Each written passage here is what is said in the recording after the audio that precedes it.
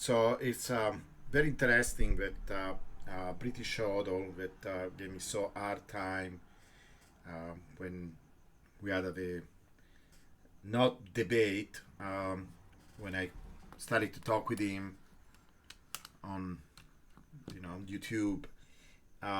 He was attacking me for saying that it's a good idea once we are very close to the top to do different kind of things to protect your interest, given that historically Bitcoin went up several times during the bull run. Of course, he has no idea how much it went up because he never studied the math, he never studied the data, he just talks about feelings. And so his entire point was you never sell Bitcoin. Now he's saying something else. He's saying that once you make $200,000-300,000 of possible gains, now you want to sell up to $30,000 so you can buy some put options. Well, it's like absurd because first of all, he was attacking me for saying that you could sell Bitcoin, and according to him, you never sell Bitcoin. Now he's lying, and he's taking back what he said before, without even apologizing or giving credit to some other people that say that is actually a reasonable thing to do. Like I said, in fact, actually, in the same video, he insults me, calling me spaghetti boy, using ethnic insults that for some reason is okay to do it with an Italian, but if I was black or colored like him or something, it will be considered horrible, right? But with an Italian, you can do it. But I think it's as equivalently horrible. It doesn't matter. You don't you don't attack somebody for their ethnic origin, but it does. And so much of the internet and the Bitcoin community is fine with that. But okay, let's go beyond that. But what is absurd is people like him, and there are so many. They are so hypocritical, right? You are explaining something. You spend 12 years to understand Bitcoin. You're trying to help the community to give them advice that is based on your experience, based on what you have learned, and differently from him, where everything is based on feelings. Because what is the way, the time when he advised people? Because he says not advice, but he tells that this when he will do it. But in a sense, he's advice. When that time will be, all based on feelings, right? It's not that I have this model that it seems to be predictive. It's based on what Bitcoin has done over the years. Something that, of course, like always, we want to take with a grain of salt, and you want to be careful about it. But at least it's based on some reality. His alternative is, let's not base this understanding of a cycle on reality, on math. Let's do it on feelings, right? This is all what he has. This is all what he has, because of course he doesn't know any math.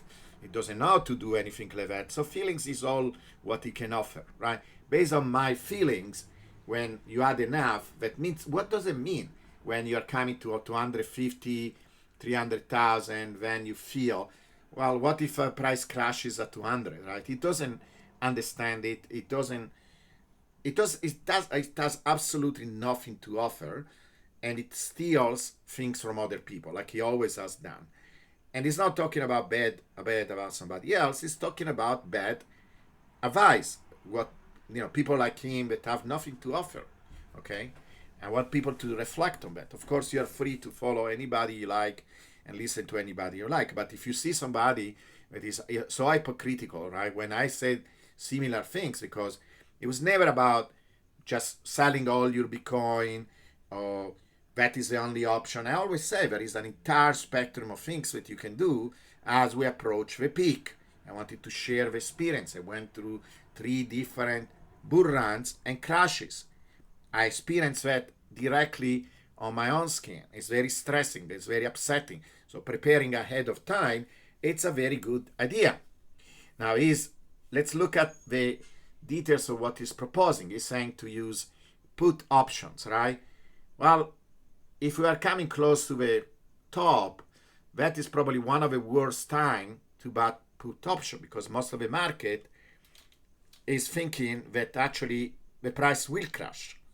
Okay, at least the savvy people. So these options are going to be very, very expensive. So he's saying, let's buy, 30. If you gain 300,000, that means if we go up 3 times, that means you started with 100,000, right? You have 100,000, and you went up to 300,000, 400,000, right? Because we are going to have actually a factor of 3, right? So we are going up probably a factor of 3. So we go from 100,000 to 300,000, and so you made 200,000, right? Then he says, sell $30,000 of your coins.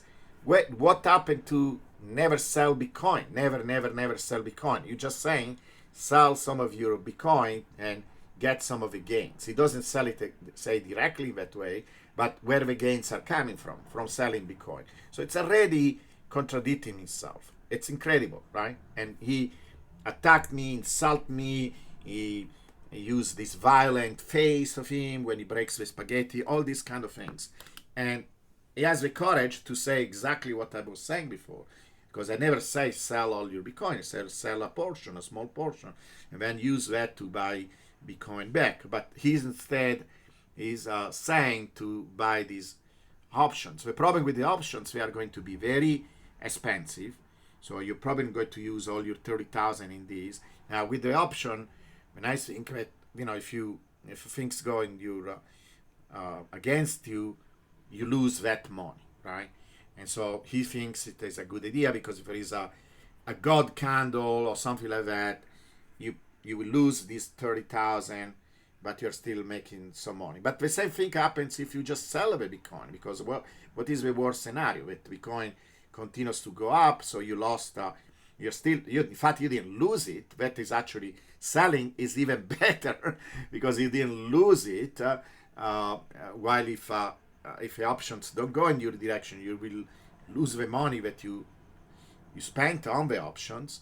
And if Bitcoin goes down, you can buy at the bottom. So selling is not that bad of an idea among these different alternatives. In particular, if you do it with a small portion of your holding. That is always what I say to do. Now, the option, it's a good idea if you do it now. Now, for example, that could be a good idea. In fact, it's something that I want to explore myself. It could be a good idea to buy option now.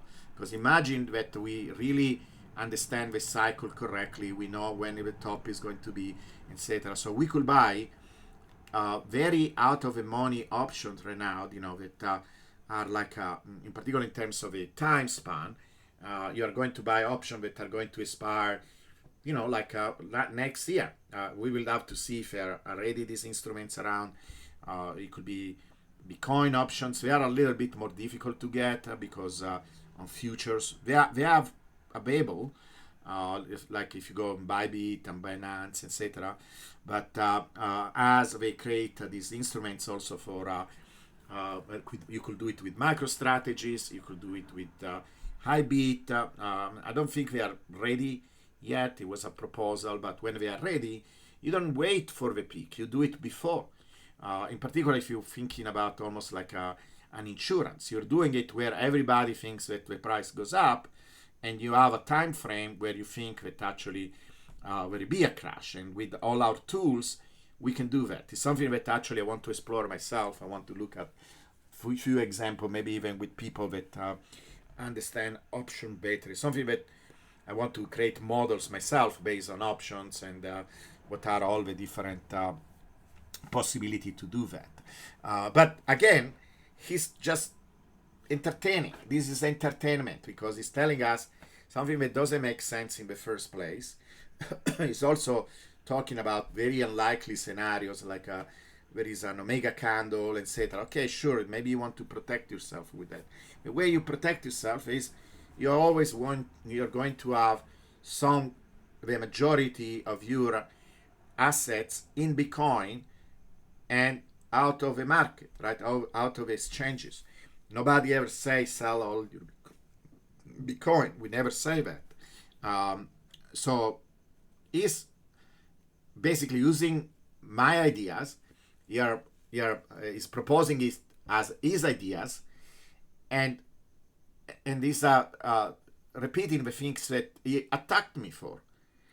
He goes even to the point where he says, he's saying, oh, we will crash. First of all, he talks about how it's unlikely we are going down more than 50%. Again, based on what? Just some vague feelings, right? Oh,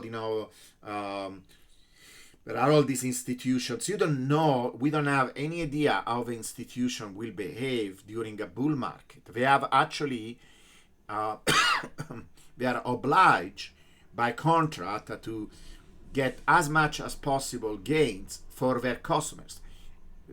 You are treating them, you're talking about them. That is another terrible thing that is doing. You're talking about IBIT and BlackRock as being diamond hands, based on some kind of ideology. First of all, even these people, you can see even him, he's not a diamond hand. He's already thinking ahead about how he's going to dump the Bitcoin on his followers. I can assure you, this is exactly what he's doing. He's telling you to do something else. Even now it's changing a little bit, but when he says don't sell, don't ever sell, it's all for entertainment. It's all because he wants people to rally with him or whatever. Then he will do something completely different. Absolutely. And the savvy investors do something different, and BlackRock will do something different. If they get 3 times their gains, and they can show that, because imagine, remember, it's a managed fund, right? So there are managers, they get money by managing the fund, they get bonuses by managing the fund, and it's all based on returns. So if you have 3 times return, like we will have at the top, do you think that these people will not sell their Bitcoin? So telling everybody that BlackRock is diamond hand when we don't have any clue. First of all, we have not gone through that process. We don't know how the ETFs will behave under these circumstances. But if you're thinking logically, so first of all, most of the time I base everything on data, not some logic or some argument, because all these arguments, one can debate back and forth in one direction or another direction. So there is no real substance, right? The data shows that even when, at least in general, we had inflow and outflow. There were days where the ETFs were selling, okay? And in particular, in this case, we don't have absolutely any data to tell us that ETF will not sell. The only data that we have is about other kind of whales, and the data we have about whales is whales are the one making the market crash by selling. So this is what they do. This is what whales do. They sell at the top. So he's telling you, it's unlikely, and possibly the price will move. It could be that there is some kind of J stick, and when is going to happen? If it is going to happen, anything like that, it's going to happen away from the peak. It's not going to happen on the peak. It's not going to happen when the market is exhausted, there is not enough liquidity, people are ready to move the money somewhere else, because of a different liquidity cycle. What he's saying makes zero sense. And this is why I talk bad about other people, because when they don't make any sense and they feel that what they say it's actually counterproductive to the majority of people, I'm going to point it out. I'm sorry. Maybe this is what other people don't do it. It's my way of creating a service. When there are people that say are good and they are a net positive for the community, I'm going to point out that too. When there are people that are like this, it's all based on feelings, nothing concrete, it doesn't tell you anything exactly, it doesn't have like for example, if I start to talk about different type of approaches, I'm going to make a presentation that is very detailed and give you an example. These are the type of options that you can buy. I'm going to work on that. I can mention it in general, but if I have something concrete, I will have something very precise for the people that follow. Uh, I'm trying to understand all these things, and I would like expert to describe these kind of things.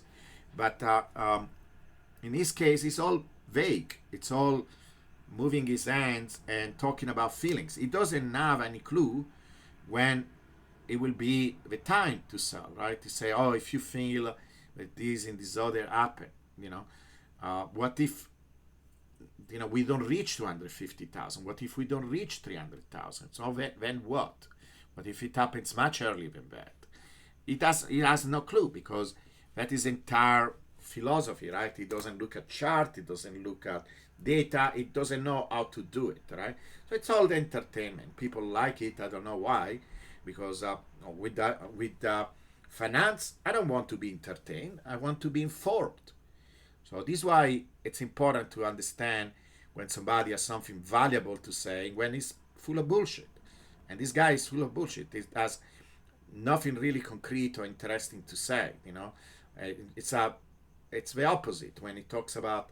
Again, I repeat, when he start talking about how IBIT didn't have many days of outflow or whatever. Well, first of all, I'm not sure that even that is correct. But it doesn't matter. It's the totality of ETFs. And we had many negative days. We had days where there was a lot of outflow. And in particular, under conditions that are very, very different from what we will have when the bull market starts. You think that by the time we have 3 times, I hope that we get 3 times this time. I don't think we are going to get much more. But if we get 3 pair from where we are right now, you will see that I will be very surprised, let's say this, that the ETF will not sell and will hold. Or if they don't sell massively, where the price crashes and goes down very quickly. Okay, they are probably already making plan for that. Okay, so I don't know. You are the judge. You can look at what he says and comparing with what I'm saying and see, if there is any value in what this guy says. Like, it's very similar to what other influencers are saying, but it's all based on feelings, and this is not the way we want to understand Bitcoin.